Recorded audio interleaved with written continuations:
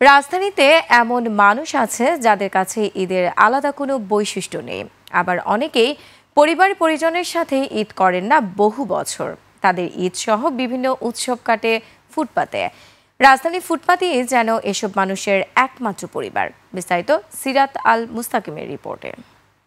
ঈদ সহ বিভিন্ন সামাজিক এবং ধর্মীয় উৎসবে রাজধানী ছাড়েন বেশিরভাগ মানুষ। তবে কিছু মানুষ থেকে যায় এই ইট পাথরের শহরে, যাদের মাথার উপরে ছাদ নেই। তাদের সুখ দুঃখ, হাসি কান্না এমনকি উৎসব তারা ভাগাভাগি করে নেন ফুটপাতের কংক্রিটের সাথে। সানবিট সব দিবে সামাল। সানবিট ম্যাজিক প্রেস ডিশওয়াশিং এর মাথা ঘোরানো সলিউশন।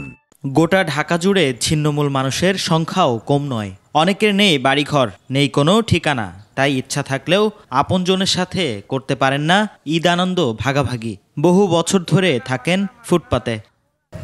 শেষ কত বছর আগে মনে হয় পরিবারের সাথে ঈদ করেছেন বা ঈদ আনন্দ? 30 বছর। 3 দিন, আজকে 3 দিন ধরে অনাহারে ছিলাম। বোতল দোকান? ঈদে বাড়িতে গেছিলেন? না।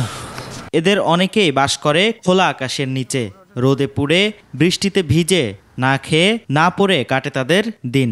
ঈদ করেছি আপনার আরো 4-5 বছর আগে, এরপর আর করতে পারিনি। থাকার কষ্ট হইতেছে, খাওয়া দাওয়ার কষ্ট হইতেছে। রাজধানীর ফুটপাতই যেন তাদের ঠিকানা, হাসি কান্না আনন্দের একমাত্র সঙ্গী। সিরাত আল মুস্তাকিম, 21 টেলিভিশন, ঢাকা।